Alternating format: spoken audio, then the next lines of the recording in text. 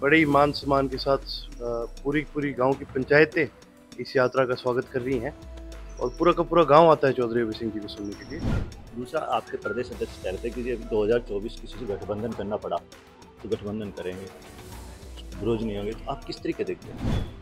आज के दिन हरियाणा के अंदर कोई भी नेता या कोई भी एडमिनिस्ट्रेटर इतना मजबूत नहीं है जितना चौधरी अभय सिंह। इससे पहले जब इंडियन नेशनल लोकदल की सरकार थी, बेरोजगारी के अंदर हरियाणा लास्ट नंबर पे आता था। सबसे कम बेरोजगार थे पूरे भारत देश में। इसी तरीके से जबकि चौधरी ओम प्रकाश चौटाला जी बेकसूर थे, सरकारी मशीनरी का दुरुपयोग करके उनको जेल की सजा करवाई।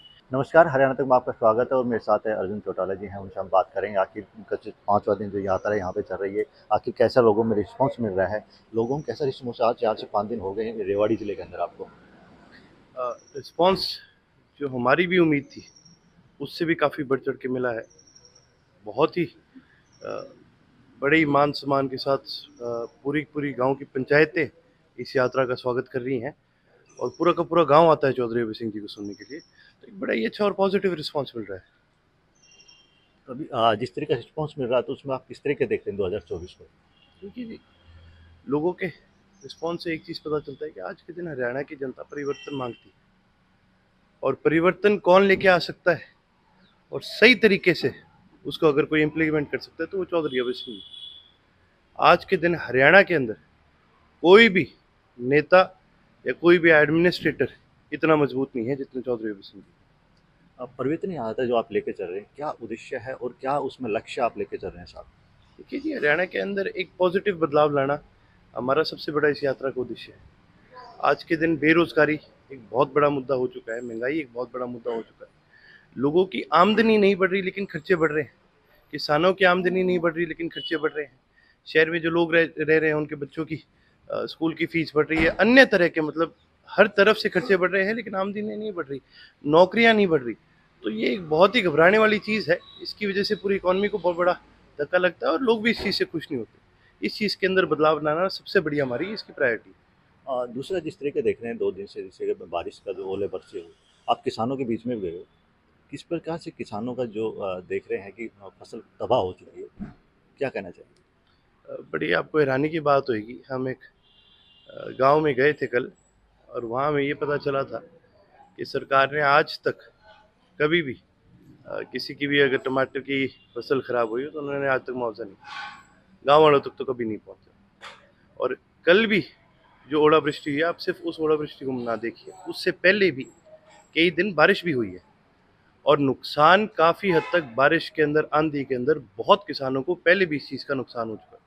तो सरकार को इसको एक बड़े पैमाने पे देखना चाहिए, ना केवल जिनको ओले से नुकसान हुआ है बल्कि बारिश से भी जिनका नुकसान हुआ है, सभी किसानों को ये सरकार को देखना चाहिए और जल्द से जल्द उनको मुआवजा दिलाना चाहिए। यदि ये सरकार नहीं कर सकती तो जाहिर सी बात है लोगों का आक्रोश भी बढ़ेगा और ये सरकार तो करे ना करे लेकिन चौधरी अभय सिंह जी की जब सरकार आएगी, जब इंडियन नेशनल लोकदल की सरकार आएगी, तो आप एक चीज़ मान कर चलिए, किसान को कभी परेशान होने की जरूरत नहीं है। युवा है, युवा की आप बात करें, जिस तरीके देख रहे हैं आप, बेरोजगारी हरियाणा नंबर 1 आ रहा है, तो आप किस तरीके देखते हैं? आपकी भी सरकार बनती है तो युवाओं के लिए क्या तोहफा रहेगा? देखिए, ऐसी बात नहीं है कि हरियाणा के अंदर बेरोजगारी हमेशा से थी। ये पिछले 7-8 साल के अंदर बहुत ज़्यादा बढ़ी है।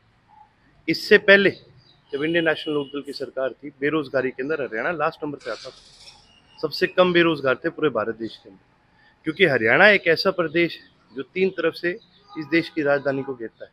यहाँ पर इंडस्ट्रीज़ एक बड़े पैमाने पे लाई जा सकती है। उस समय पर भी चौधरी ओम प्रकाश चौटाला जी के राज में उन्होंने ये पोटेंशियल दिखा था कि भाई गुड़गाँव को किस तरह से आईटी हब बनाया जा सकता है इस देश का। बैंगलोर के बाद आईटी के अंदर देश के अंदर दूसरा सबसे बड़ा शहर गुड़गांव है और ये चौधरी ओम प्रकाश चौटाला जी की विजन थी।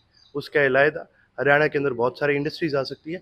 आजकल तो खेती के अंदर भी विज्ञान ने इतनी बढ़ोतरी कर रखी है, आप वो सारी सुविधाएं ला के लोगों तक पहुंचाने का काम कीजिए। लोगों की जॉब क्रिएशन भी होगी, जॉब जनरेशन भी होगी और विकास भी होगा। बात सिर्फ है नीयत की। रास्ते बहुत है लेकिन करने वाले की नीयत होनी चाहिए। दूसरा, आप देख रहे हैं जिस तरह राहुल गांधी जी का भी देखा, आपने सुना होगा, तो किस तरीके देखते हैं पूरी जो घटना है, किस तरीके देखते हैं? देखिए जी, हम तो खुद इस चीज़ के भुक्तभोगी हैं। जब कांग्रेस का राज था, इन्हीं सारे तरीकों से, इसी सरकारी मशीनरी को यूज़ करके कांग्रेस ने इसी तरीके से जबकि चौधरी ओम प्रकाश चौटाला जी बेकसूर थे, सरकारी मशीनरी का दुरुपयोग करके उनको जेल की सज़ा करवाई।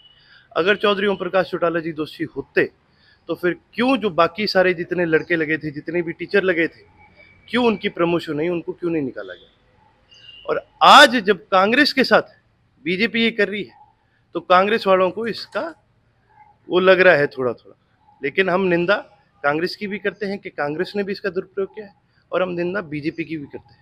हमारा ये मानना है कि इन जैसे दलों को इस प्रकार की प्रणाली को, इस प्रकार की सरकारी मशीनरी को यूज़ नहीं करना चाहिए, और जो इनके खिलाफ बोलने वाले लोग हैं, जो इनके खिलाफ बोलने वाले राजनीतिक दल है या चाहे कोई भी हो, चाहे वो पत्रकार भी क्यों ना हो, इनके खिलाफ इस तरह की प्रक्रिया को यूज़ करना, इस तरह की मशीनरी को यूज़ करना बहुत ही निंदनीय घटना है, और हम इन दोनों पार्टीज की इस चीज़ के ऊपर निंदा करते हैं। दूसरा, आप देख रहे हैं ईडी को दिल्ली से लेकर के बिहार तक के ईडी सीबीआई का आप देख रहे हैं, आप किस तरीके देखते हैं पूरा? दिल्ली में जैसे सिसोदिया घर पे किया, उसके पहले बिहार में लालू जी के घर पे, किस तरीके देखते हैं पूरा? आप एक चीज़ समझिए, जो इंसान डरता है ना, वही दूसरों को, अपने खिलाफ वाले लोगों को चुप कराने की कोशिश करता है। यदि आप दिल से सच्चे हो, आप साफ और आपकी नीयत साफ है, आपको कभी किसी से घबराने की जरूरत नहीं। जिस प्रकार से ये सरकार इस तरह की सरकारी मशीनरी का दुरुपयोग करके अपने खिलाफ बोलने वालों को, उनके खिलाफ आवाज़ उठाने वालों को, उनके खिलाफ लड़ाई लड़ने वालों को जिस प्रकार से वो जेल में डालने की कोशिश करता है, ईडी का सबसे ज़्यादा दुरुपयोग करके, मैंने ये पहले भी बताया, बड़ी निंदनीय बात है, और ये साफ साफ इस सरकार का डर दिखाती है। ये सरकार, ना केवल इस सरकार की नीयत खराब, इस सरकार को डर भी लगता है कि लोग कल को तुम्हारे खिलाफ हो जाएंगे। परंतु सरकार चाहे कितनी सरकारी मशीनरी का दुरुपयोग करे, इंदिरा गांधी जी ने देश के अंदर इमरजेंसी लागू करी थी, उससे ज़्यादा खतरनाक कोई समय नहीं हो सकता, लेकिन उस समय भी लोगों ने एकजुट होकर के उनकी सरकार बदलने का काम करा, उनको चैलेंज करने का काम करा। उसी प्रकार अगर इसी राह पर ये भारतीय जनता पार्टी चलती रही तो लोग एकजुट होकर के इस सरकार को भी बदलने का काम करें। दूसरा, आपके प्रदेश अध्यक्ष कह रहे थे कि जब 2024 किसी से गठबंधन करना पड़ा तो गठबंधन करेंगे, विरोध नहीं होंगे, तो आप किस तरीके देखते हैं? देखिए जी, ये फैसले मेरे नहीं हैं। मैं छात्र संघ से जुड़ा हुआ हूँ और पार्टी का कार्यकर्ता हूँ। इस प्रकार के फैसले हमारे जो आदरणीय सीनियर लीडर हैं वो लेंगे, लेकिन जिस भी दिशा में पार्टी जाती है, कार्यकर्ता होने के नाते हमारा फर्ज बनता है कि पार्टी की विजन को उस दिशा में हम बढ़ाने का पूरा काम करें।